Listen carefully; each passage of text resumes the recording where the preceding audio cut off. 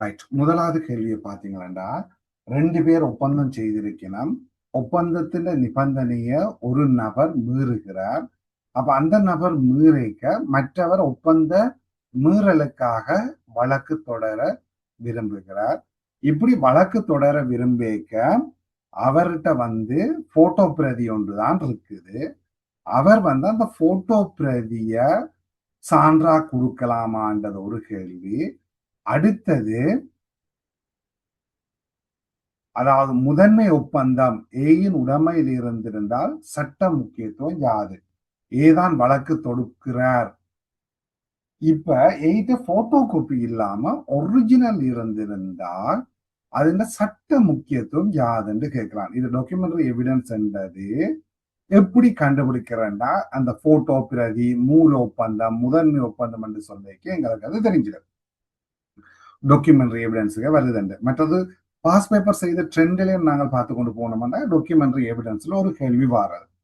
Documentary எவிடன்ஸை நாங்கள் 3ஆ பிரிக்கலாம். ஒன்று பிரைவேட் டாக்குமெண்ட், அடுத்தது கவர்மெண்ட் டாக்குமெண்ட், அடுத்தது ஒரு டாக்குமெண்ட்டை அந்த ஆவணம் முறையாக நிறைவேற்றப்பட்டதா என்றதை பற்றின கேள்வி எங்க இளையில. நீங்கள் 2023ஆம் ஆண்டு அக்டோபர் கேள்வியை போய் பாருங்க. அதுல ஒரு கேள்வி இருக்குது, அந்த ஆவணம் முறையாக நிறைவேற்றப்பட்டதா என்றதான் அதுல இருக்கிற கேள்வி. அதுக்கு பிறகு வரையில அது 2023 அக்டோபர்ல வந்த ஒரு புது கேள்வி. இப்ப இந்த பேப்பர்ல 4வது கேள்வி வந்த மாதிரி ஒவ்வொரு பேப்பர்லயும் ஒவ்வொரு புது கேள்வி சார் போடுவார்.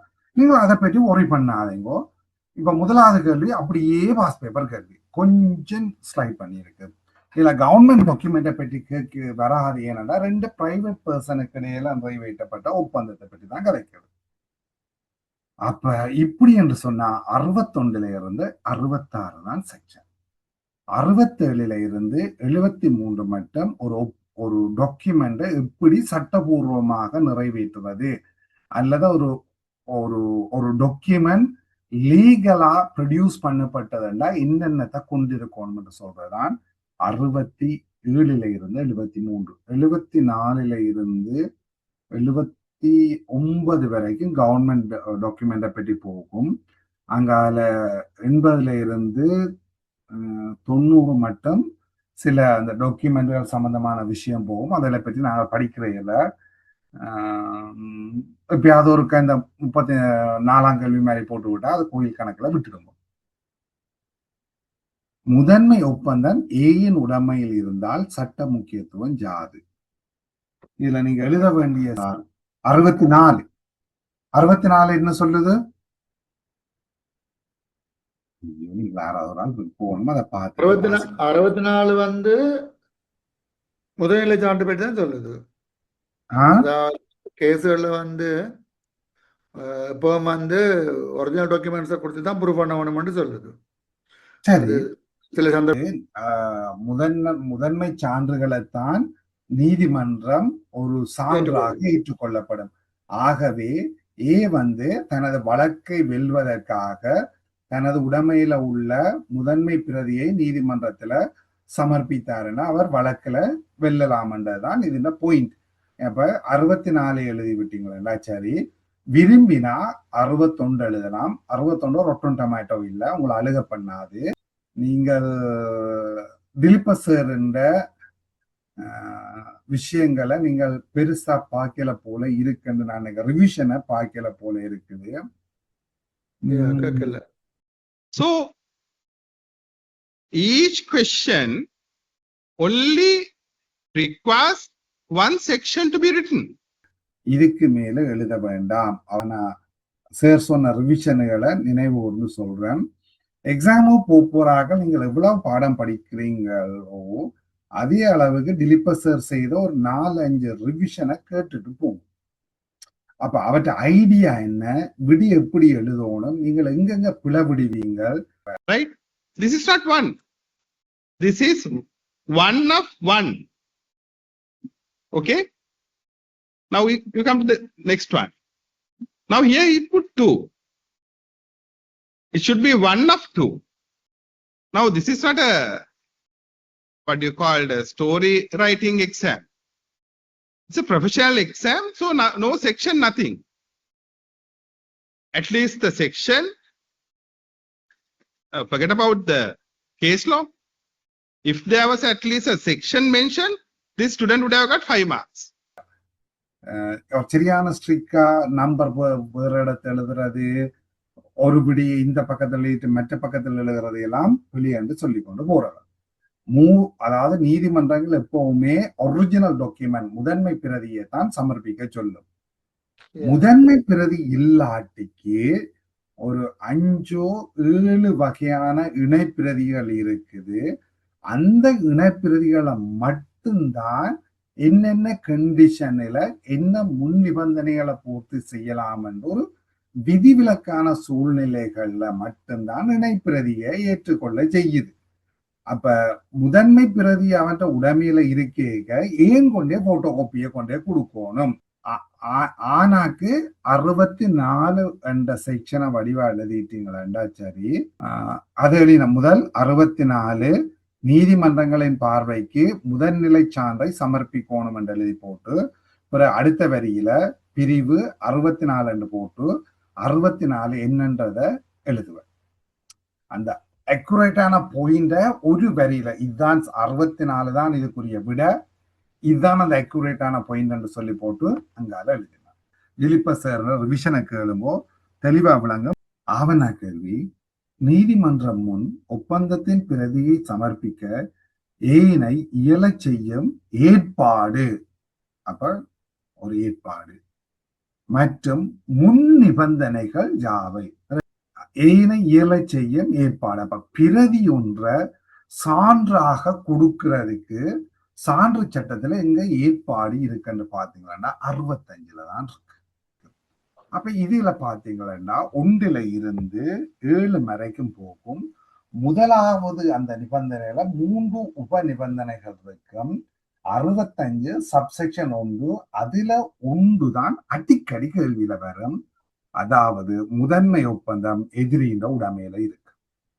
அப்ப இதுக்கு விட நான் எழுதுற முறை 65 சப்செக்ஷன் 1, அதுன்ற சப்செக்ஷன் 1 எவ்வாளுக்கு எதிராக அவ்வாவணம் எண்பிக்க நாடப்படுகின்றதோ அவ்வாளின் உடைமையில் இருந்தால் இணைப்பிரதியை சான்றாக சமர்ப்பிக்கலாம் என்று போட்டு, இதற்குரிய முன் நிபந்தனையாக அந்த எதிரிக்கு சட்ட ரீதியான அறிவித்தல் அல்லது நியாயமான அறிவித்தல் கொடுக்கப்பட்டிருக்க வேணும். 2 வரி அல்லது 3 வரியில முடிஞ்சு. Right? And every answer there should be a conclusion. Okay? Conclusion. இதுக்கு பிறகு நான் எழுதுகிற முறை 65 முழுசா எழுதுறது, 66 முழுசா எழுதுறது. சரியா? முன் நிபந்தனைகள் இருக்குதா இதுல செக்ஷன்ல? 66 ஒருக்கா வாசிங்க. காண்பிப்பதற்கான அறிவித்தல் பற்றிய விதிகள் அல்லது அந்த அறிவித்தல்கள் தான் இதுக்கு வருது. என்ன முன் நிபந்தனைகள் சொல்லி இதுதான் அந்த அறிவித்தல். 66வது செக்ஷனை எழுதணும், அதுன்ற புறவிசோ ஆரையும் எழுதணும். எப்ப அறிவித்தல் கொடுக்க தேவையில்லை என்று சொல்லி. எனவே சூழ்நிலைகளின் அடிப்படையில நீதிமன்றம் நம்புறதுக்கு ஏற்ற மாதிரியான ஒரு அறிவித்தலை கொடுத்திருந்தீங்கள் என்றால் இவர் அந்த போட்டோ காப்பிய நீதிமன்றத்துல சமர்ப்பிக்கலாம். அப்ப 66 மட்டும் கொடுத்தா போதும் தானே, கீழே வர தேவையில்லை தானே? 66ல வந்து ஏற்பாடுக்கு 65 எழுதணும். அவரை இயலை செய்யும் சட்ட ஏற்பாடு என்று போட்டு முதலாவது வரியில என்ன எழுதணும்னு சொல்லி போட்டு, பிறகு பிரிவு 65 அப்படியே 7 உப பிரிவுகளையும் போட்டு நீங்கள் எழுதணும். அப்படி எழுதினா தான் உங்களுக்கு மார்க்ஸ் வரும். அதுக்கு தான் மார்க்ஸ். 65 செக்ஷன் உங்களுக்கு வடிவா தெரியுமாண்டு. பிறகு முன் நிபந்தனைக்கு வர்றத பிரிவு 66 போட்டுட்டு 66ஐயும் எழுதி அதன் புறவிசோக்களையும் எழுதத்தான் வேணும். இதுல கேஸ்ல போட தேவையில்லையா? We'll come to question number 8. Last part. Now this is a simple question. What is the question?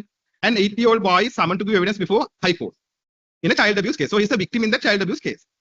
So discuss the relevant provisions of the evidence ordinance before the child's evidence is allowed to be led in court. So now only ask the relevant provisions. No case law required. இதுல கேஸ்ல போட தேவையில்லையா? Now this is a problematic question. Discuss the relevant provisions of the evidence ordinance if B intends establishing his right in court. Now here, as you can observe, no case law is required. இதுல case லா போட தேவையில்லையா? But still, students write case law. Why?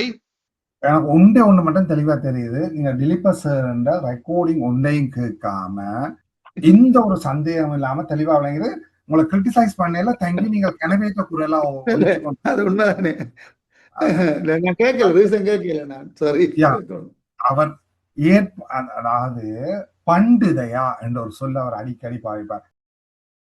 Yeah, and the Pandita, we know too much, right? So we had to include everything and go to that paper, right? So don't act like Panditayas. Act like common sense, with common sense. So no case law in us. எனக்கு நீங்கள் படிப்பிக்க வேணாம் என்றுதான் அவர் சொல்றது. அதாவது உங்களுக்கு நல்ல knowledge இருக்குன்றது எனக்கு காட்ட வேணாம். உன்னட்டு என்ன கேட்கிறனோ அதை மட்டும் சொல்லும். பண்டிதையா வேலை பார்க்க வேணாம். அவர் அப்படி வடிவா இந்த வேட் பாவிக்கிறார். பார்க்க வேணாம் என்று வடிவா சொல்றார். ஏற்பாடு கேட்டா ஏற்பாடை மட்டும் அல்லது ஏற்பாடையும் தீர்ப்பு சட்டங்களையும் கேட்டா மட்டும்தான் தீர்ப்பு சட்டம் கேட்கணும். சரி, இப்ப கிளாஸ் தொடங்கி என்ன சொன்னான், செக்ஷனும் எடுத்துக்காட்டுகளும் தெரிஞ்சா நீங்கள் 5 கேள்வி செய்யலாம்ன்றது. சரி, இப்ப 20 மார்க்ஸ் உங்களுக்கு அப்படி இப்படி என்று வெட்டினாலும் ஒரு 16 மார்க்ஸ் எடுக்கக்கூடிய அளவுக்கு இதுல ஏற்பாடு இருக்கு. சரி, வேணா 10 மார்க்ஸ் வந்துட்டே வையுவோம். நீங்கள் 60 வேற செக்ஷன் கலந்து எழுதக்கூடாது. 64, 65, 66 எழுதினா ஒரு மினிமம் 10 மார்க்ஸ் போடுறதுக்கு உங்களை பாடமாக்குற பஞ்சு இருந்தா போயிட்டு இதை தெளிவா பாடமாக்கி வச்சிருவோம். 65, 66 அச்சு பிழை இல்லாம தேவாரம் பாடமாக்கின மாதிரி பாடமாக்கி தேவார தெளின மாதிரி எழுதி பாடமாக்குவோம்.